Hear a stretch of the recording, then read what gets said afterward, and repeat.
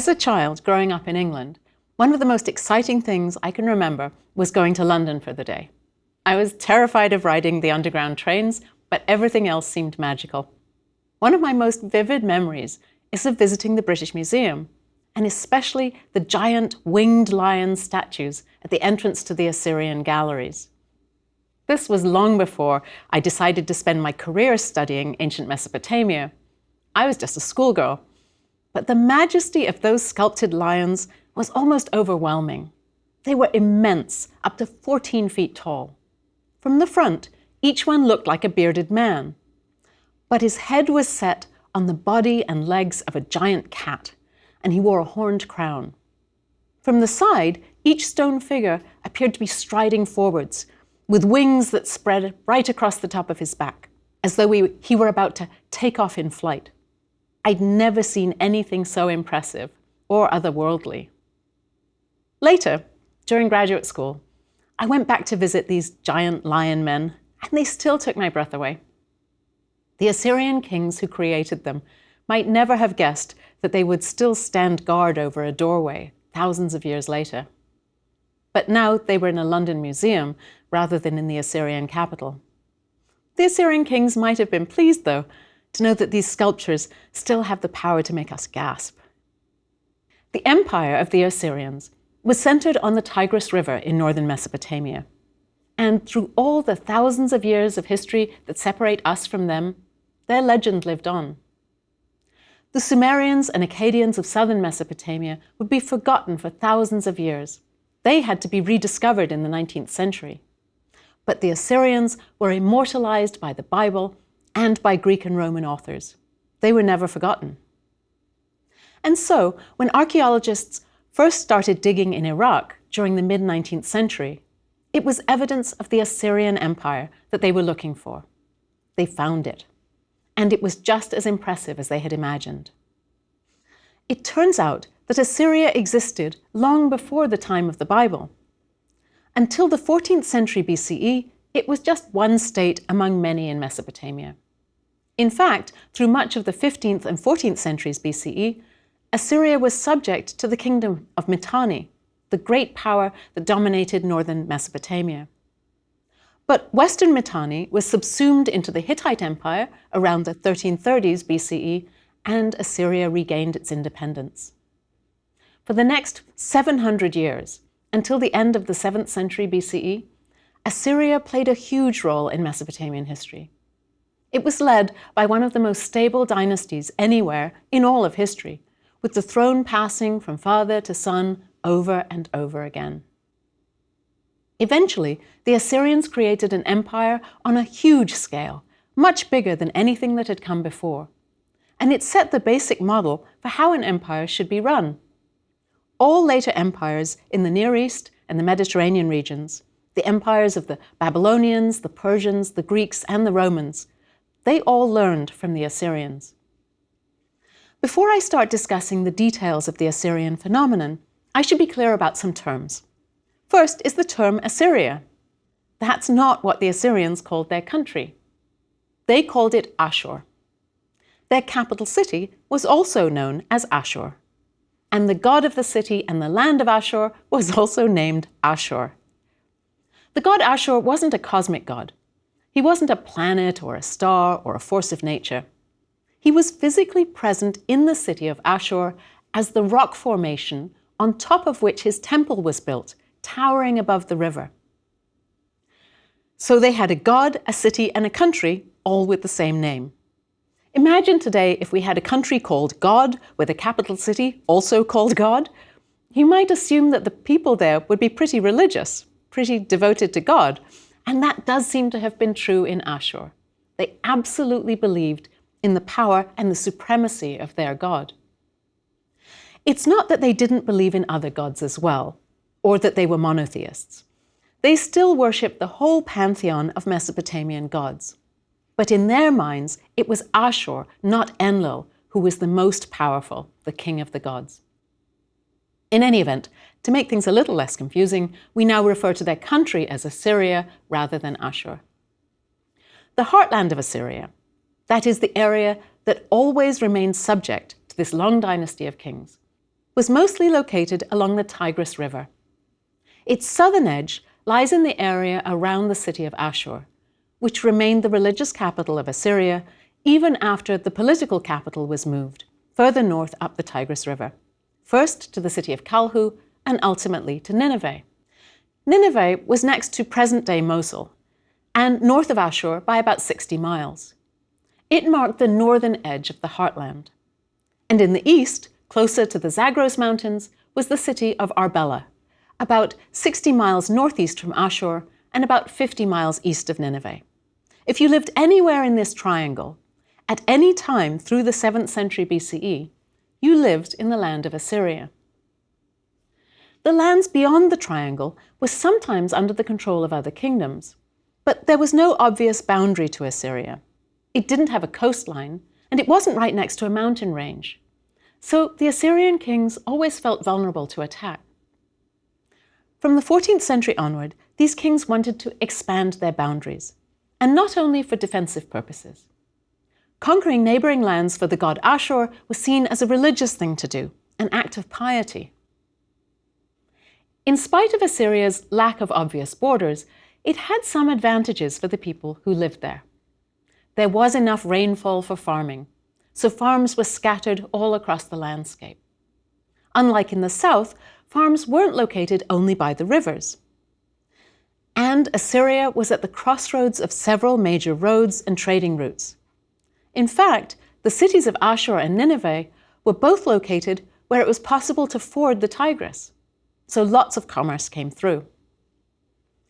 The era of the Assyrian kingdom that thrived during the late 2nd millennium BCE is known as the Middle Assyrian period. It was at its height from around 1365 to 1076 BCE. This was around 500 years after the end of the Old Assyrian period, when Assyrian merchants traded and set up colonies in what is now Turkey. That period had lasted from around 1974 to 1807 BCE. The Middle Assyrian period is also distinct from the later Neo-Assyrian period, which lasted from around 911 to 610 BCE, when the Assyrians built a truly vast empire.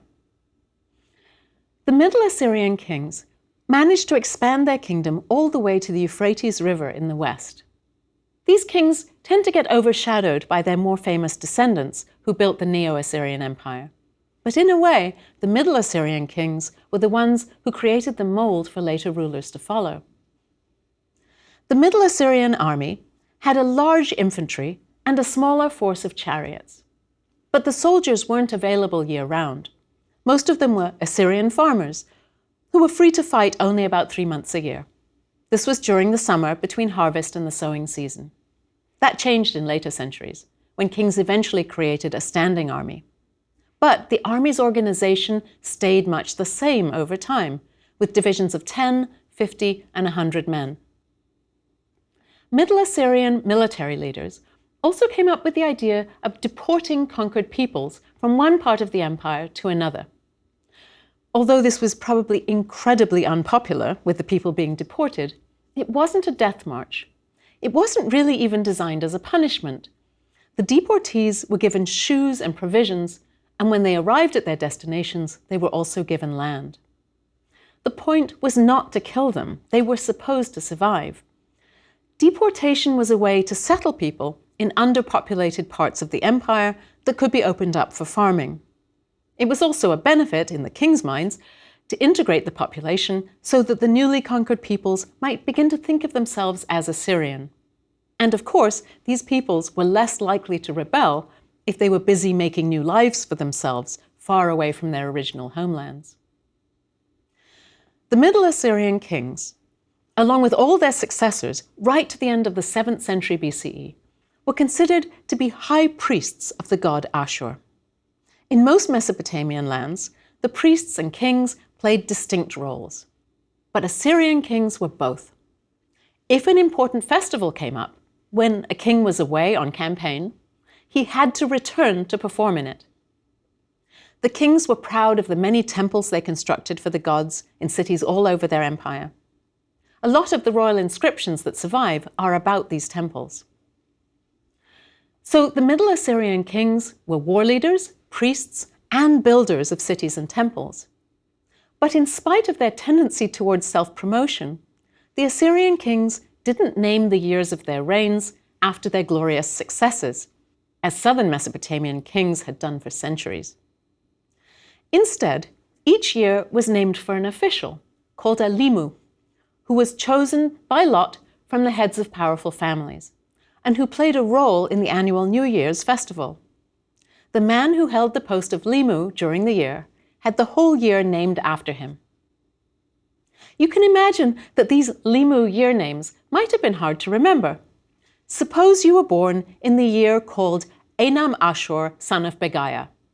How old would you be in the year Shuli, son of Upchakum?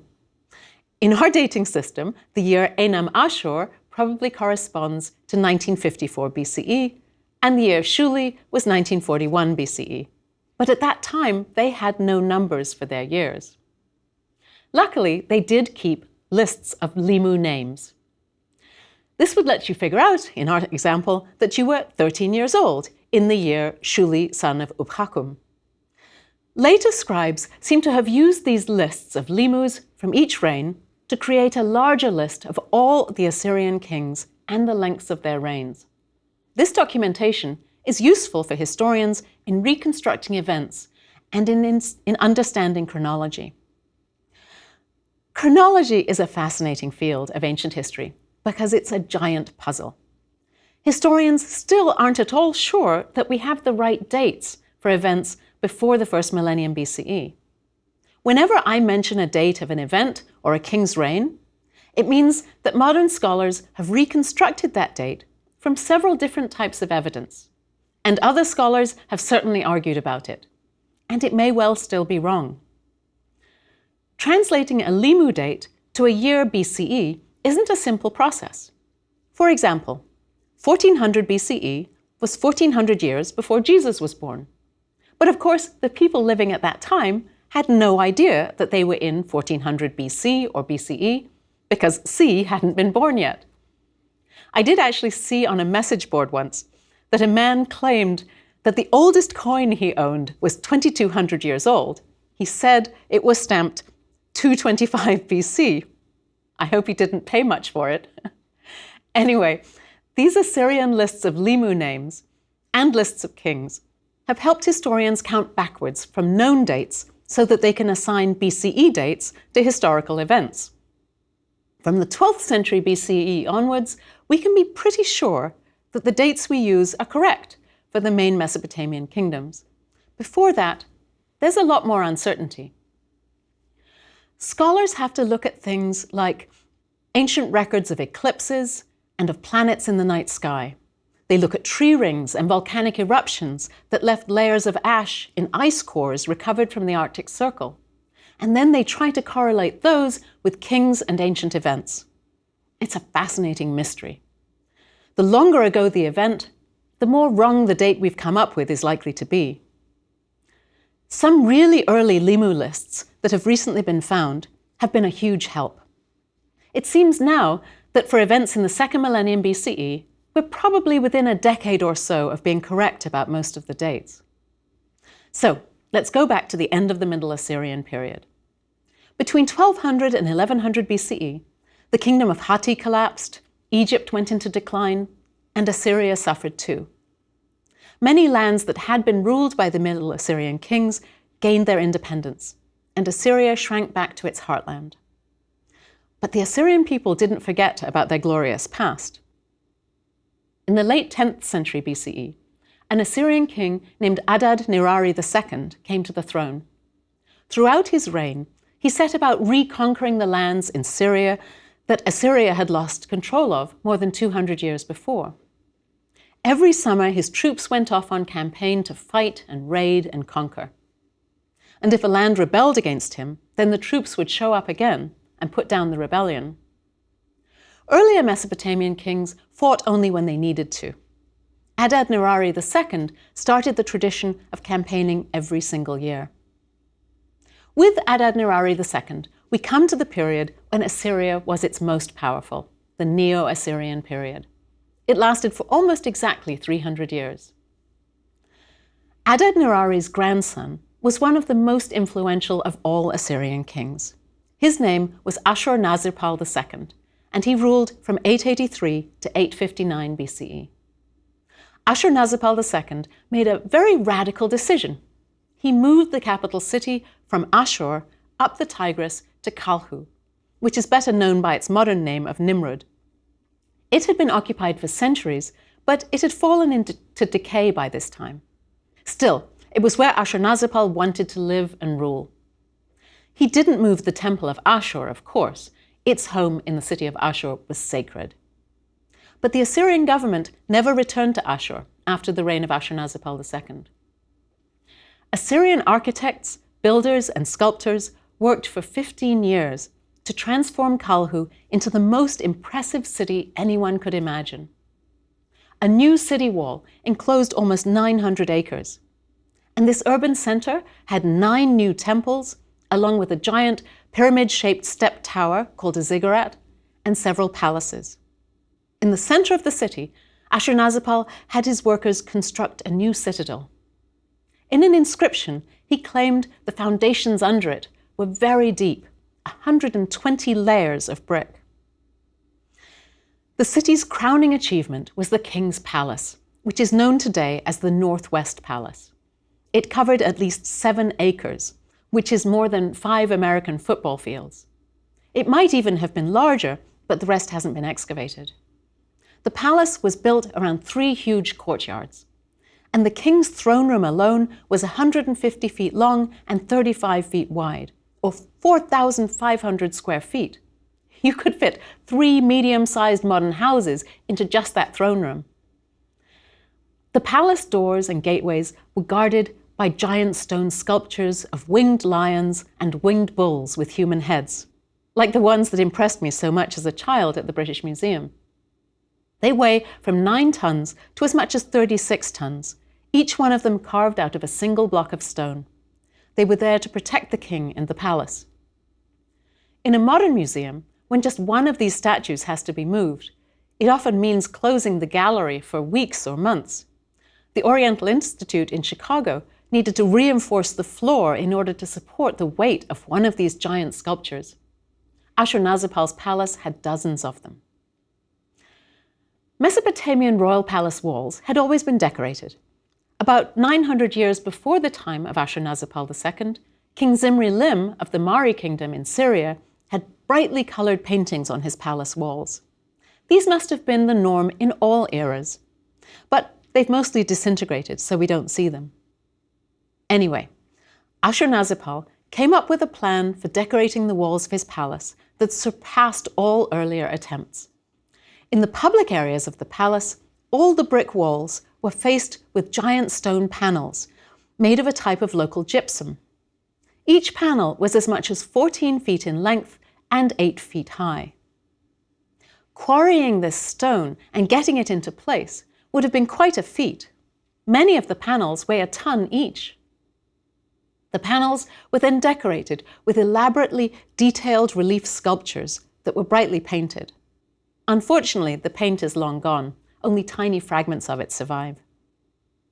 An artist must have designed all the panels and planned with the king and the priests exactly where each sculpted image would go. After the designs were sketched onto the stone, teams of expert sculptors carved the intricate images onto each block. If you get close, you can see more and more detail. Exact shapes embroidered on the clothing of every person depicted, the granulation of the jewelry, the shapes and tooling of every horse trapping. The paint on these sculptures would have made these details even more apparent. Some of the relief sculptures show the king being protected by the gods. He often has a winged genie standing behind him and a sacred tree in front of him, with a winged god hovering overhead. These weren't just for decoration. People believed that these sculptures possessed their own power and protected the king. The architects even consulted with priests to find out exactly where the protective gods should be placed. Other reliefs show life-sized images of people bringing tribute to the king. These lined the palace walls, near where actual dignitaries would have walked, bringing their own gifts. And there are lots of scenes of the king hunting lions and of the king and his army fighting enemies. These progress like a graphic novel from one panel to the next. A visitor to the palace could follow what happened in a war by walking along beside the sculptures. The king wasn't depicted as being larger than everyone else. You can pick him out because of his headdress. It looks a little like an upside-down flower pot. He's shown right in the middle of battle, surrounded by the army in their many victorious campaigns. Across every stone panel, even the ones that didn't have relief sculptures, there's a cuneiform inscription. This is almost always the same one. It's known as Ashurnasirpal's standard inscription, and it proclaims the king's greatness and the support he had from the gods and the victories he achieved in battle. Of course, most people couldn't read, but the standard inscription probably wasn't designed just to be read by palace visitors. After all, why would they need to see it repeated over and over again? It was probably mostly for the gods and for the future. For centuries before this, Mesopotamian kings had stamped inscriptions on the bricks they used to construct their temples and palaces. Even though the inscriptions were covered by other bricks and weren't visible to viewers, every brick noted the king's name and the name of the building and the god it was dedicated to. No future king could falsely claim that the building was his work if every brick showed that he was lying. The stone reliefs in Ashurnasirpal's palace had the same effect. If the inscription was omnipresent, his deeds would never be forgotten, and no future king could take credit for his achievements. It worked. The stone panels ended up in at least 23 museums around the world, and every one of them proclaims Ashurnasirpal's greatness. When his palace was complete, Ashurnasirpal threw a huge party to celebrate. He invited almost 70,000 people from across the Assyrian Empire and from lands beyond the empire as well. His guests were given food, beer, and wine, and they were entertained for 10 days. No doubt they were all completely wowed by the architecture and the sculpture of the new capital city, and by the power of the Assyrian king. Among the guests, 16,000 were citizens of Kalhu itself. These people had all moved there from around the empire. Meanwhile, the Assyrian Empire had been expanding. The standard inscription, written all over the palace, describes how this was achieved. And the relief sculptures show details of tactics that the Assyrian military used for battles and sieges. The language Ashurnasirpal II used to describe himself was very different from that of some of the earlier Mesopotamian kings. He wasn't a kind shepherd to his subjects, like the 18th century BCE Babylonian king Hammurabi. He didn't try to make sure that weak people were protected from strong people, like the 22nd century BCE Sumerian king Ur-Namma. Here's what Ashurnasirpal said about himself. He said he had no rival among the princes of the four quarters. He was fearless in battle, a king who subdues those insubordinate to him. He who rules all peoples, strong male who treads upon the necks of his foes, trampler of all enemies, he who smashes the forces of the rebellious. His successors followed this same model. They also described themselves as tramplers and smashers and subduers, and they increased the Assyrian military might. Soon, they had standing armies that were available to campaign year-round. They recruited men with military expertise from across the empire, so that normal Assyrian farmers weren't called up to serve anymore, though they still had to work on imperial building projects. In a way, the army became a reflection of the empire. The men spoke many different languages and carried many different local types of weapons and armor. Military divisions were stationed near the borders, ready to campaign at any time. Fighting techniques improved as well. For hundreds of years, the Assyrian army had consisted of foot soldiers and chariot soldiers. Now, the Assyrians added cavalry. The chariots got bigger and bigger, until 4 horses were needed to pull each one, and up to 4 men rode in each.